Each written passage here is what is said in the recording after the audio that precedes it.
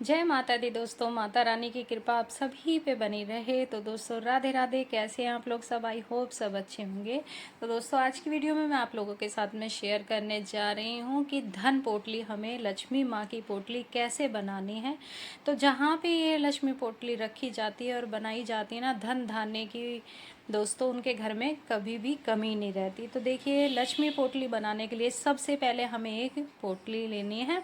तो लाल रंग या ऑरेंज या येलो कलर की हमने ये पोटली लेनी है। बहुत ही सुंदर मार्केट में मिल जाती है। या फिर आपके पास जैसे इस तरह की पोटली ना हो ना, तो आप लाल या पीला वस्त्र भी लेके उसमें पोटली बना सकते हैं। तो सबसे पहले दोस्तों, जो हमारी लक्ष्मी माँ की प्रिय चीज़ें हैं उससे ये पोटली हमने बनानी होगी। और पोटली बनाने के लिए सबसे पहले हम ले रहे हैं कमल गट्टा। तो माता रानी की, लक्ष्मी मैया की बहुत ही प्रिय चीज़ें हैं दोस्तों ये। सबसे पहले हम ले रहे हैं कमल गट्टा। उसके बाद में दोस्तों हमने लेने हैं गोमती चक्र। तो ये गोमती चक्र भी, जो भी माता रानी की जो प्रिय चीज़ें होती है ना, ये पोटली के अंदर हमने भरना होता है। तो ये पहले सारा सामान ना दोस्तों, जैसे हम लक्ष्मी माँ की पूजा करेंगे तो उस टाइम हमें ये पूजा में रखने होते हैं। उसके बाद में फिर पूजा के बाद में हमें ये पोटली बनानी होती है।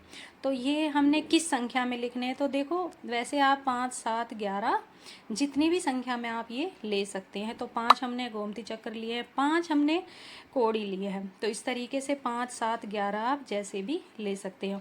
और ये जो कमल गट्टे की दोस्तों माला भी बाज़ार में आराम से मिल जाती है, तो आप माला भी ले सकते हैं, नहीं तो संख्या के रूप में भी आप ले सकते हो।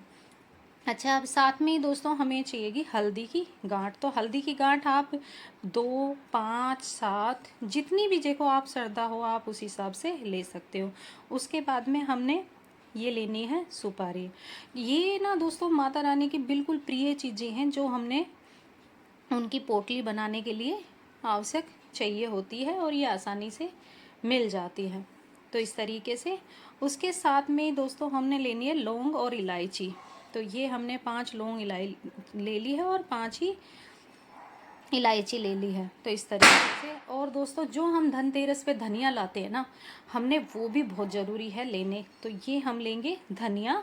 और धनिया आप थोड़ी सी संख्या में मतलब डालिए, आप जैसे भी जितना भी मतलब थोड़ा सा आप उसमें पोटली में अवश्य डालना होता है। तो ये हमने ले लिया है धनिया। अब दोस्तों हमने देखी चांदी का सिक्का, जो हम धनतेरस के दिन अपने गोल्ड या चांदी जो भी चीज़ खरीदते हैं ना, लेकिन चांदी का सिक्का हमें पोटली में अवश्य लेने होते हैं। और जिसमें लक्ष्मी गणेश बन रखे हो ना, आप वो ले सकते हैं। और या फिर आपके पास पहले रखे हो तो आप वो भी। दक्षिणा आप भाव स्वरूप जितनी भी ले सकते हैं। दक्षिणा जितनी आप पे हो ना, आप उस हिसाब से 100, 200 जितने भी आप रखना चाहिए।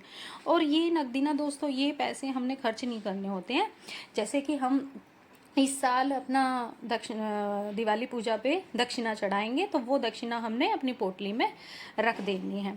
और पहले हमने ये लक्ष्मी माँ गणेश जी के सामने भेंट करने होते हैं। उसके बाद में हमने पोटली बना के रखनी है और उसमें हमने ये डालना है और पूरा साल भर तक ये रखना है। और जो हमने पिछले साल पोटली बनाई थी दोस्तों, वो दिवाली के दिन हमने खोलनी है।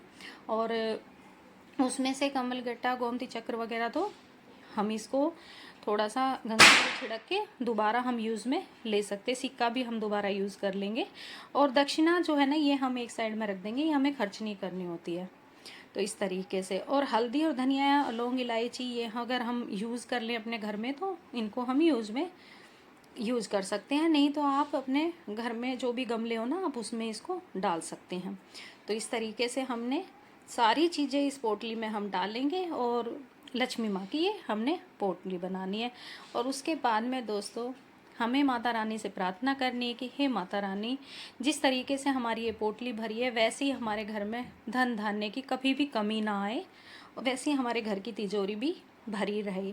तो बस उसके बाद में हमने ये पोटली अपनी लॉकर में रख देनी है। और पूरा 1 साल जहाँ पे हम पैसा अपना रखते हैं ना, वहाँ पे हमने ये पोटली रख देनी है। और फिर अगली जो दिवाली आएगी उस पर हम इसको खोलेंगे और फिर दूसरी पोटली बनाएंगे। तो